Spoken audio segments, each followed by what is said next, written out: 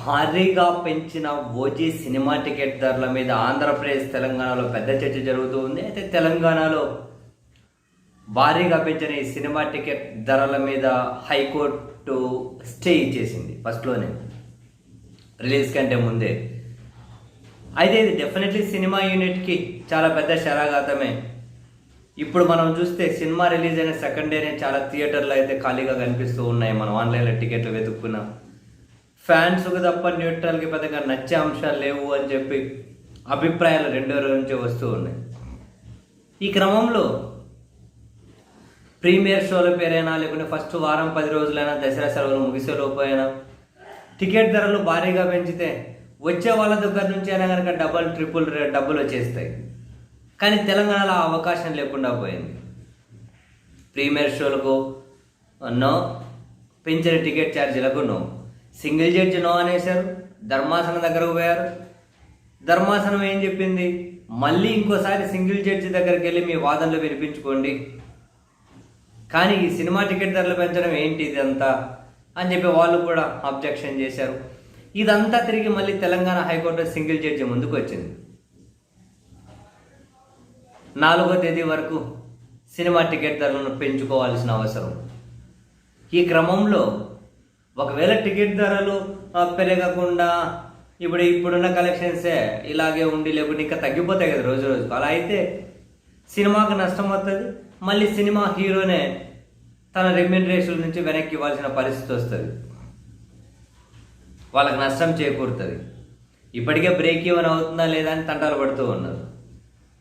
So ఈ క్రమంలో ఈరోజు సింగిల్ జడ్జి ముందు వాదనలు వినిపించేకి ఈ ఓజీ సినిమా యూనిట్ డైరెక్ట్గా నేరుగా జగన్మోహన్ రెడ్డి గారి సొంత lawyer, YCP Rajya Sabha MP Niranjan Reddy గారిని బరిలోకి దించారు.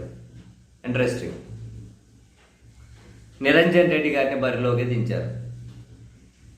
సో అనుకూలంగా టికెట్ ధరలు పెంచిన దానికి అనుకూలంగా జడ్జిమెంట్ వస్తుందేమో అని చెప్పి సినిమా యూనిట్ ఆశించినట్లున్నారు.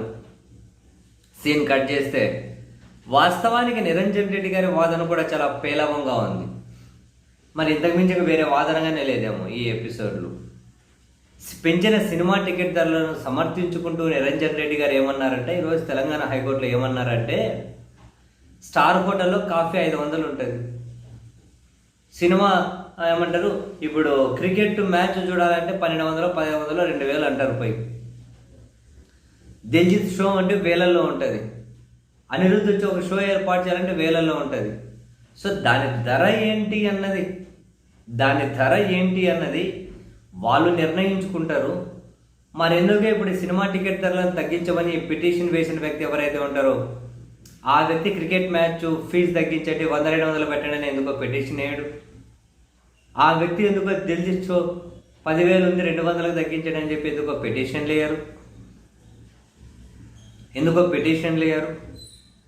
సినిమా టికెట్ ధరలు మాత్రమే తగ్గించమని పిటిషన్ లేస్తారు.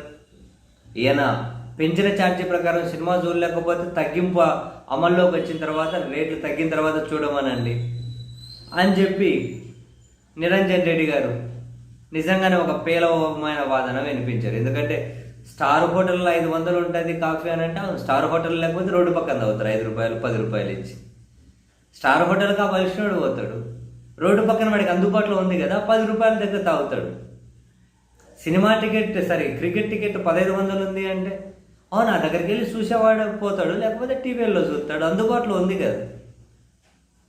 అదేం నిత్యావసరాలు కాదు, భయం పెంచు అందుబాటులో ఉంది, ఇంకొక ఆల్టర్నేట్. మరి ఇప్పుడు ఈ సినిమా అందుబాటులో ఎక్కడ ఉంటుంది? ఫస్ట్ రోజు సెకండ్ రోజు అందుబాటులో లేదు కదా, నిత్యావసరమే కదా. అంటే అభిమానం ఉన్న వాళ్ళతో ఈ విధంగా దోచుకోవడం అనేది ఎట్లా సాధ్యమవుతుంది? ఎందుకు అలో చేస్తారు దోచుకోవడానికి? అందుబాటులో లేదు. మరి విచలవిడిగా పైరసీ చేయొచ్చు. చూసేవాళ్ళు పైరసీ చూడండి, సినిమా టికెట్ ధరలు పెట్టే వాళ్ళు థియేటర్కి రండి అని చెప్పి అనగలుగుతారా? సినిమా యూనిట్ అనలేరు కదా. మనకి సినిమా చూడాలంటే సచ్చినట్లు పోయి అంత ధర పెట్టి చూడాల్సిందే. కానీ క్రికెట్ అట్లా లేదుగా. అబ్బో, కాఫీ అట్లా లేదుగా. 5 స్టార్ హోటల్ 500 ఇచ్చి తాగాలని ఏం లేదు కదా. రోడ్డు పక్కన 8 రూపాయలకు తాగుతాడు, 7 రూపాయలకు తాగుతాడు. క్రికెట్ గ్రౌండ్ పోయి చూడాలనే లేదుగా. ₹1,00,000 టీవీలో చూస్తారు, లేకపోతే ₹5,000 పాత డొక్కు టీవీలో కానీ చూస్తారు. వాళ్ళకి ఆప్షన్ ఉంది కదా. కానీ ఇది కాదు, ఇది అట్లా కాదు కదా. నిత్యావసరం అని చెప్పి దోచుకుంటామంటే అట్లా ఇది కూడా ఒక నిత్యావసర సరికే. సో పేలవమైన వాదన వినిపించారు. ఆ విషయం మీకు నాకే కదా హైకోర్టు కూడా అర్థమైంది. నిరంజన్ రెడ్డి గారి వాదనలను తిప్పికొడుతూ తిరస్కరించుకుంటూ ఈ సినిమా టికెట్ ధరలను పెంచడానికి మేము ఎట్టి పరిస్థితులు అంగీకరించాం.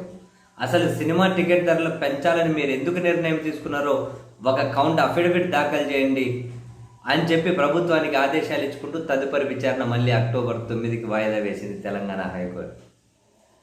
సో ఓజీ కోసం నిరంజన్ రెడ్డి గారు, వైసీపీ రాజ్యసభ ఎంపీ జగన్ గారి సొంత లాయర్, ఆయన బరిలోకి దిగిన చివరకు ఫలితం మాత్రం శూన్యం.